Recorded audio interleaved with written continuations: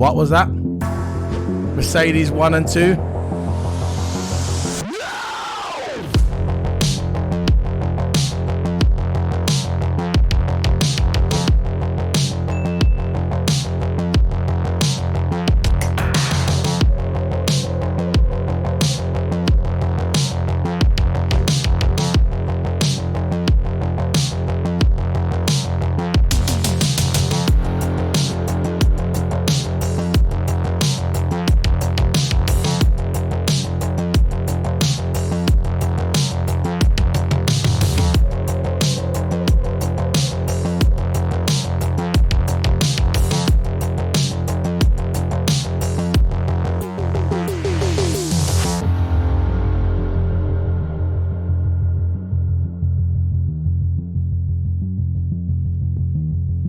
This is Solo P1. 1 and 2 Mercedes. Should we go for another one? Shall we go for another one?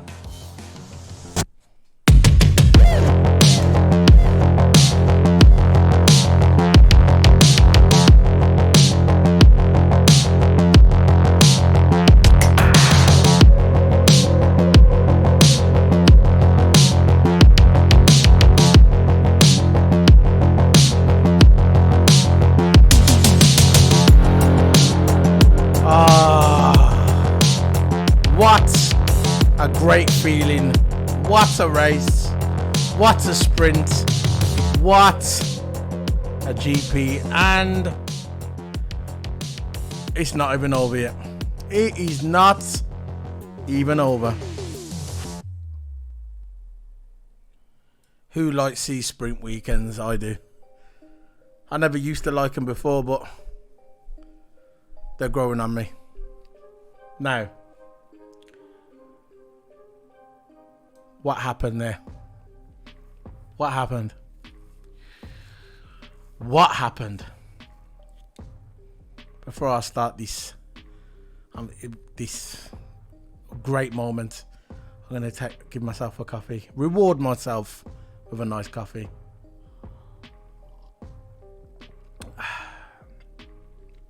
And I'm also drinking today. This is a zero. I'm not getting paid for this. I'd just rather drink this than that horse shit they call. Actually, I'd rather drink this beautiful, tasty beverage than that horse piss Red Bull. This is zero watermelon. Look at that. Sugar free. Zero sugar. Drink that. You don't want to drink the Red Bull drink. It's disgusting. I'll never drink that. Don't bother drink it. That's better for you. Now, Brazil. Finally, we have a 1 and 2 Mercedes. And they got there on pure speed and pure talent. They are no longer the 4th fastest car. They are no longer the 3rd fastest car. They are now probably just underneath Red Bull now. Just underneath. Second. Very, very close second. And the W14 is still not out yet. Imagine next year the W14. Imagine the W14 next year when we have Lewis, actually, no. Sir Lewis Hamilton and his maestro, George Russell. I am a big advocate of George Russell for years. If you don't believe me, go on my channel. Listen to me. Don't take my word for it, Solo P1. Go and listen to the old Solo P1 from 2017. Now, Red Bull got destroyed. Let's just get it out there before we even begin this video. Red Bull got destroyed. Of typical at the end of the race. No credit from Christian. See the difference between Christian Horner and Toto. When Mercedes get their ass spanked, Toto comes out and admits it and says, look, Red Bull are the fastest car, they're a better team. But when Mercedes spank Red Bull's ass, you don't hear Christian Horner coming out and say, you know what, they're the better team one. You know why? Because he's bitter. He started mumbling and saying, oh, what it is, right? When you heavily develop your car on a day every week and you're heavily developed.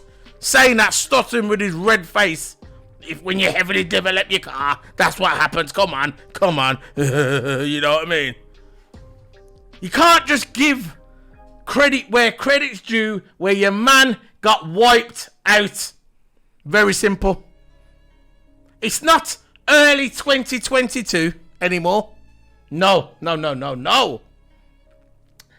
This is the latter part of 2022. Mercedes team, the Mercedes car is not the same car as it was at the beginning of the season. No. No way. They are now the second fastest team, potentially just a fraction of Red Bull. There's certain tracks now that Mercedes can go to and they can beat Red Bull, in my opinion. They've got that car right. And the thing about it, Russell and Hamilton were using different wings. They're still in test mode. They are still in test mode. And they still got a 1 and 2. And they both passed Max Verstappen. Don't get me wrong. When Lewis passed Max, he would have passed him anyway. Let's face it, Lewis would have passed Max anyway. Because I don't know where he was going putting the medium tyres on. That was a mistake from day one. But it doesn't matter what tyres on. Russell still would have done him. Russell had the pace and Lewis had the pace. Very simple. I don't care about all your excuses. Oh, he had the medium tyres on. But he put the medium tyres on. Obviously, Red Bull thought at the beginning of the sprint race, that was the tyres to go for. Obviously, they thought wrong. So, I don't want to hear the excuses. They got beat fair and square. Charles Leclerc, Perez, nowhere near Mercedes. Nowhere near. That proves that Mercedes are back. And when that W14 rolls into the season next year, I think the first race is Bahrain. Bahrain or Australia, one of them. But when that finally rolls into 2023, Red Bull is going to see Wagwan. There's going to be no more P5 porpoising. Them days are done. Horner knows that. They all know. Max knows that. Perez knows that. Helmut Marko knows that. Trust me. Anyway. Look. We had the lights out. Look, I'm going to get into the sprint race just briefly. I'm not going to go through with tooth and comb like most of the reviewers do. I'm just going to go through it quick at my pace. And I hope you guys keep up. So. Magnussen. We know Magnussen was on pole yesterday. He deserved the pole yesterday. He come out. He nailed the lap. The others never. He deserved to be on pole. But let's face it. Eventually, reality was going to kick in. He had his fun yesterday. That was Magnussen's day yesterday. But reality was going to kick in. And it kicked in very fast. Very fast. So, we had lights out of the way we go. Magnussen, for all the credit, he kept his car at the front. I think for the first lap, kept his car in front. Ocon forced Alonso off the track. I don't think Alonso was pissed. Because his teammate, in my opinion, look, I like Ocon and I like Alonso. But in my opinion, Ocon kind of forced him off the track. And Alonso, in quotes, he said to the radio, he goes, quote, he says, I lost the front wing thanks to our friend. And he was referring to Ocon. That's what he was saying to the team radio. So Alonso was pissed. After the race, he was giving an interview. He said, look, at the end of the day, there's one more race left.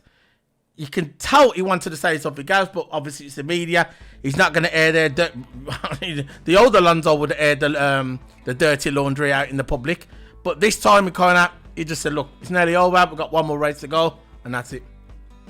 So he knows something that we don't know.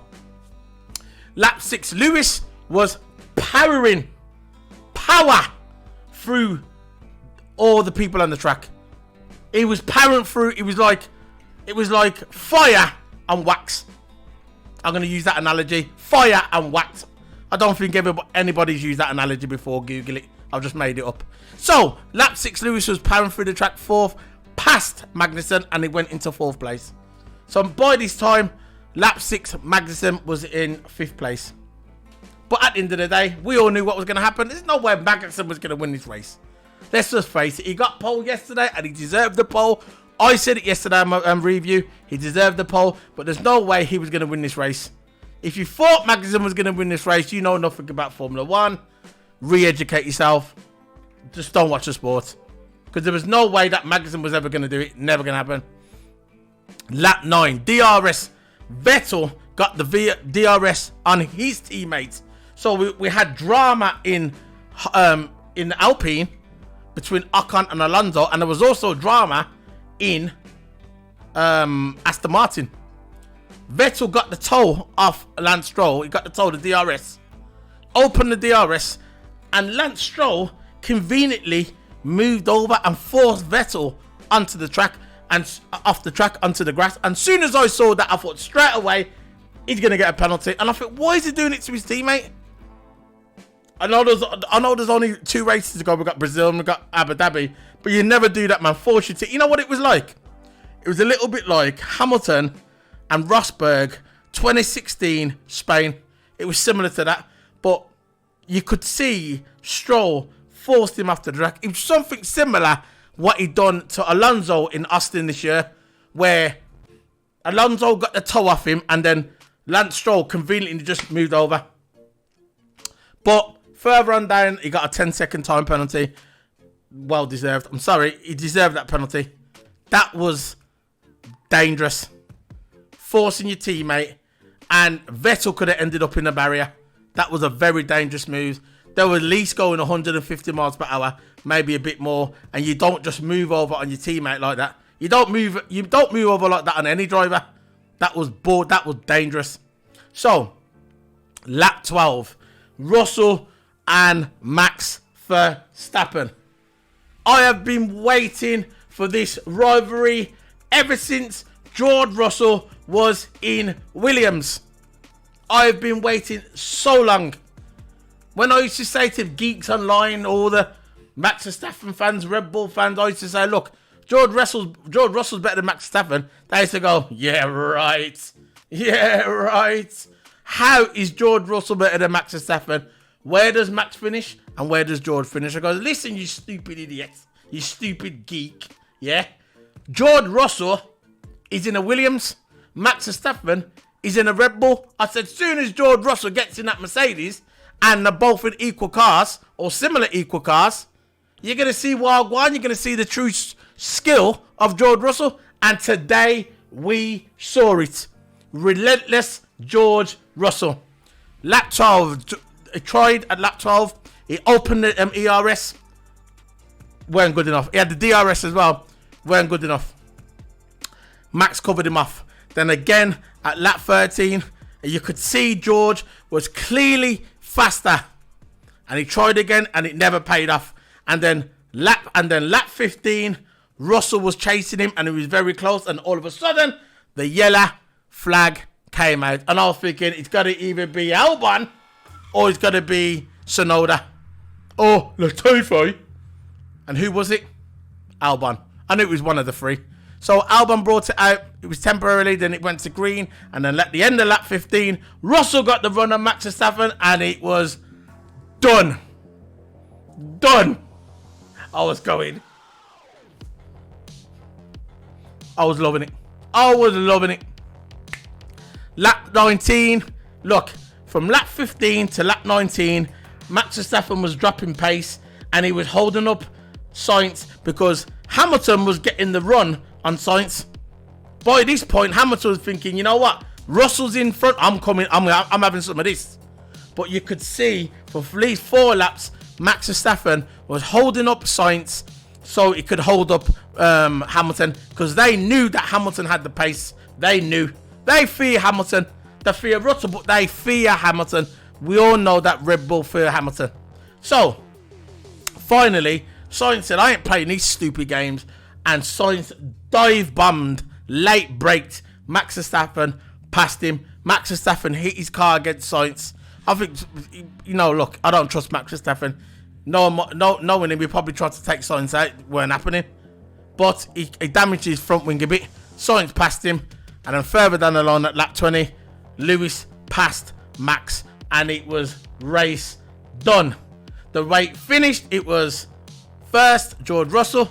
Second, Sainz. And third, Hamilton. If Hamilton would have had another lap, if Hamilton wouldn't get held up by Max Verstappen, because he knew what he was doing, I reckon Hamilton, it would have been a battle to him and Russell. It would have been amazing. 1 and 2 Mercedes battling each other. We're going to see that tomorrow, by the way. And that's going to be quite common in 2023 season with that W14. Trust me. So, because Sainz, he's got a penalty. He got a penalty. It was an engine penalty. He's going to take an engine penalty or power unit. He has to go back 5 places. So the tomorrow grid is going to be the 2 Mercedes on the front row, and behind it's going to be Sainz. No, it's going behind. It's going to be Max Verstappen, and it's going to be Perez.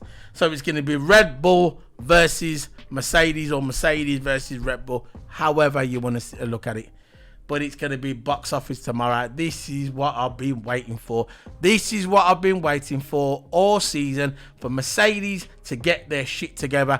And it was coming since Silverstone, slowly. Because the first half of the season, Lewis was the test guy. He's the veteran. He was the one who was setting up the car. He was with his engineers. He was also with Russell's engineers. It was with all the technical team setting up the car. Don't get me wrong, Russell was giving his info as well. But obviously, he's not going to be more valuable than Lewis Hamilton, because Hamilton has been in the game for over 15 years. And he knows what he's talking about as well. And he knows how to set up the car. It was the same way when Michael Schumacher first went to Mercedes, when the team was absolutely horseshit.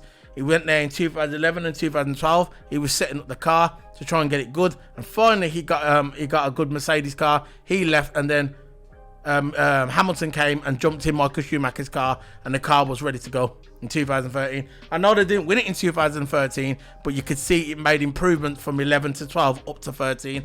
That's what Lewis is doing now. That's what he's been doing all season. And since Silverstone, they have been slowly clawing it back. And this is what you see now. We all know if it wasn't for them 3 safety cars, if you go back in history at the 2022, and where Russell capitalised on the safety cars, Hamilton will be in front of Russell. We know this. We know this. We've talked about this over this season. But we're here now. And what it boils down to, we're having Mercedes versus Red Bull. This is 2021 again. And I can't wait till tomorrow. So this is Solo P1. You know what to do. Follow me on Twitch. Follow me on Twitter. I'm on audio. Spotify, iTunes, TuneIn, Apple Music. I'm there on all of them. You want some audio? You want to listen to me on audio? Solo P1 F1 reviews. I'm also on Twitch. Go and hit me on Twitch, man. I'm on Twitch, Twitter. Hit me up on social media. All links will be in the description below. So, this is the review of the Brazil 2022 sprint race. Main race is tomorrow. Good luck, Mercedes. Take it to Red Bull. Do us proud. The 2 Brits on the front row. Absolutely amazing. This is Solo P1 signing out.